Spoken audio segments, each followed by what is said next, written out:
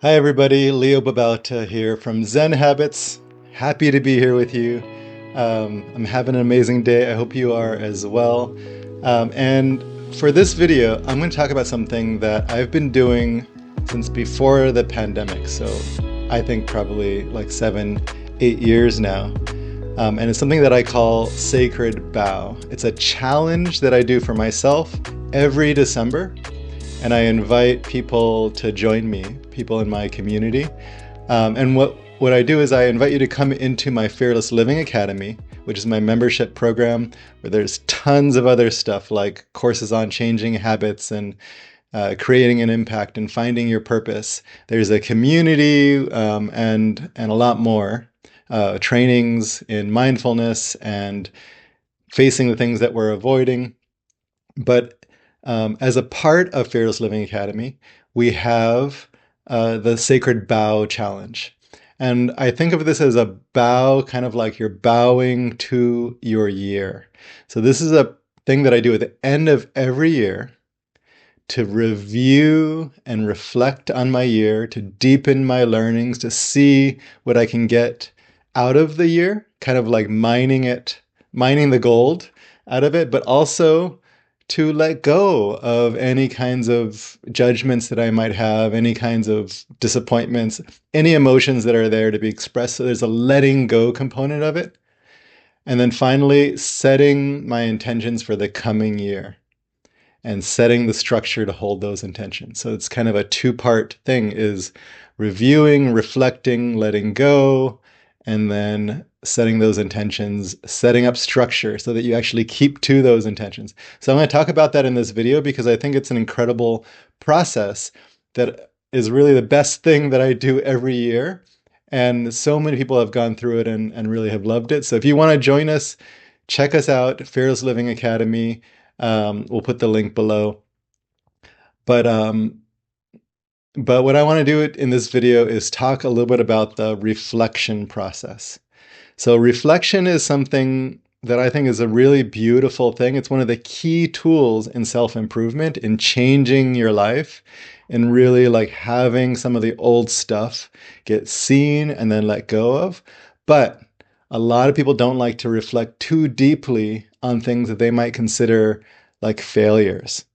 And so if you failed at doing a project, you don't want to look at that. You want to move on to the next thing, right? Blank page, kind of new project. Like, let's move on, right? On to the next. But what that does is it leaves behind any kind of learnings that we might have, and really also traps us in the same results. We're going to be doing the same thing over and over that created that failure. Not that we're all to blame, but maybe there's some kind of pattern that we have, something that we're avoiding. And as long as we don't look at it, then it has power over us and we're stuck doing the same thing over and over again. We're in Groundhog's Day until we finally take a look at what is there for us, right? And so reflection is incredibly powerful, but we don't like to do it because it feels bad thinking about how sucky we are, what our failures are. This is also the same thing we can do at the end of, a job. Let's say we got fired or we quit or we moved on to the next thing, or the end of a relationship, end of, doing any kind of goal. I ran a marathon, I wrote a book, finished a project, didn't finish a project. So at the end of these kinds of things, we can close the chapter by stopping, pausing for a moment, taking a breath, and being willing to look back and reflect. But we don't like to do that. And the reason we don't like to do that is not just because it feels like a failure, but because that feels like it reflects on us. It means something about us, like we are bad, we are a failure, we are inadequate. And we never like to feel that way. And so reflecting feels like a great way to make ourselves feel that. And so we know that instinctively. And so we kind of just move away from it, just move on to the next, which again keeps us trapped.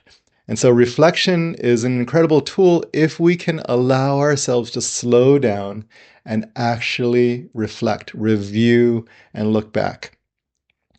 And the way we can do that in a way that doesn't make us feel inadequate is by letting go of what we are making it to mean about us.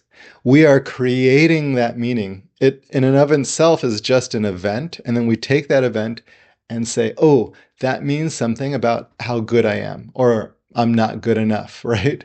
And so if we could remove that link to our self-worth, to our adequacy or inadequacy, our lovableness or our unlovableness, if we can remove the link between what happened and how good we are, whatever we're making it mean about us, then we remove a lot of the charge and we can just take a look at it. And so what I really believe in is like noticing, oh, I'm making this mean something about me. And could I just cut that link off and not make it mean anything and just look at it as if it was this event that happened about someone else? Imagine it was like, in, two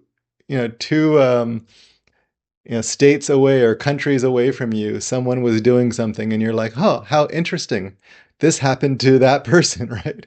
And so let me look at what happened there so I can really try and understand it and learn something from it. But it means nothing about my worth, right? And that's what we're trying to do. So look at this past year and reflect on it as if it had nothing to do with your worth.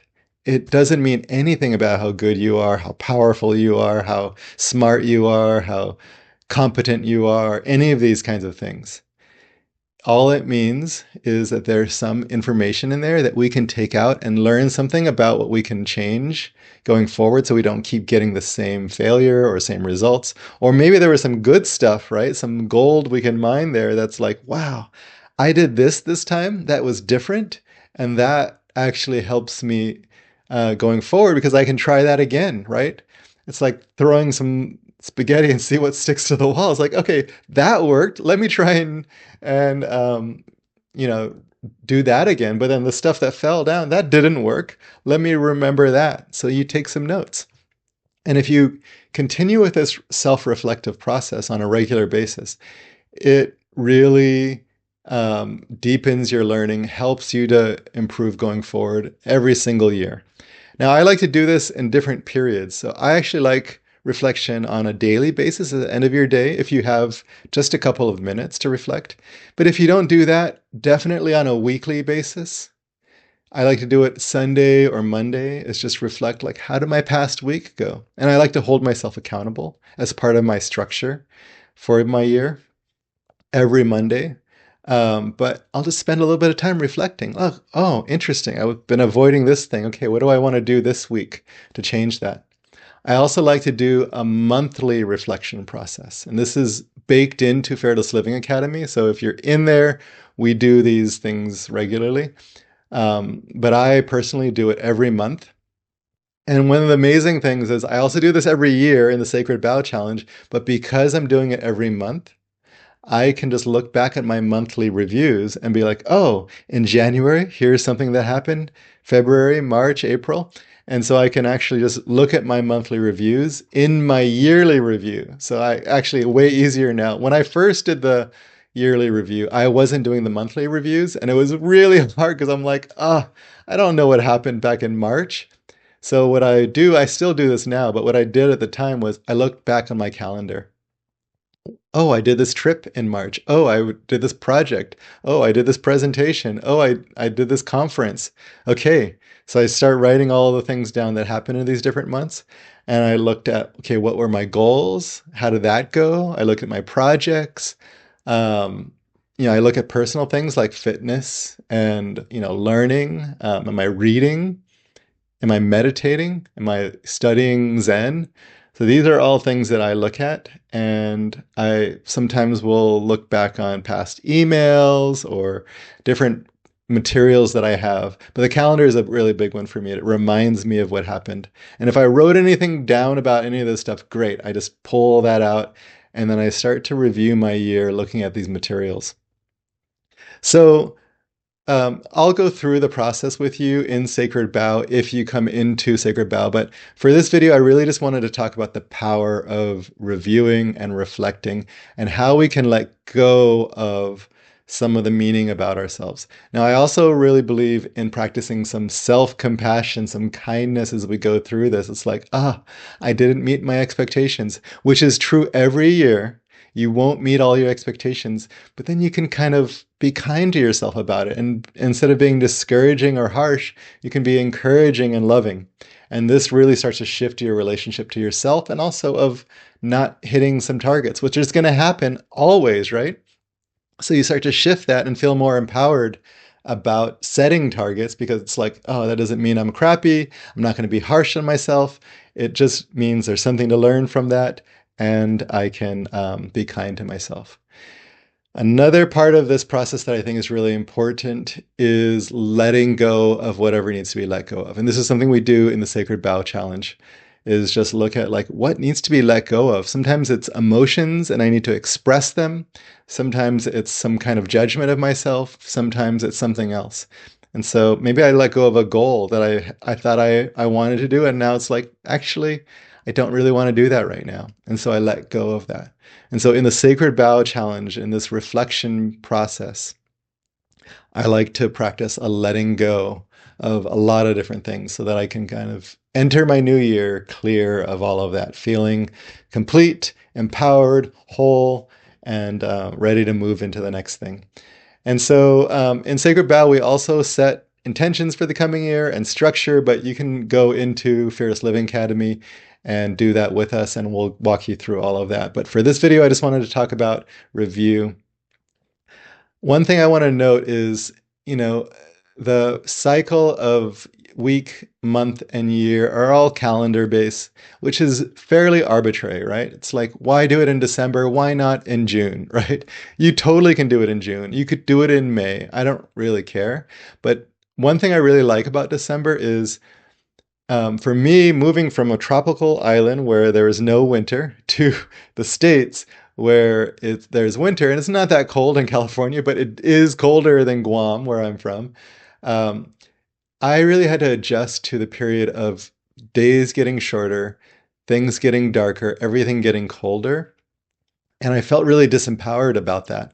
And so one thing I really learned from others is December is a beautiful time to slow down, to take some breaths, to reflect. And this is a beautiful time to review. So I really love the darker days as a time to really slow down, the colder times to get cozy, be near a fireplace, have a blanket around me, have some hot tea, light some candles, make it a nice cozy environment, and then sit back with a notebook and reflect.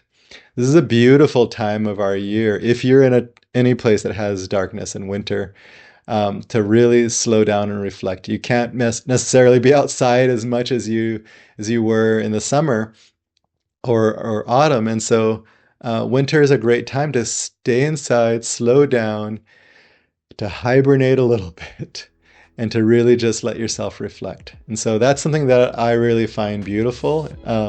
And so I encourage you to join me. Let's do it together.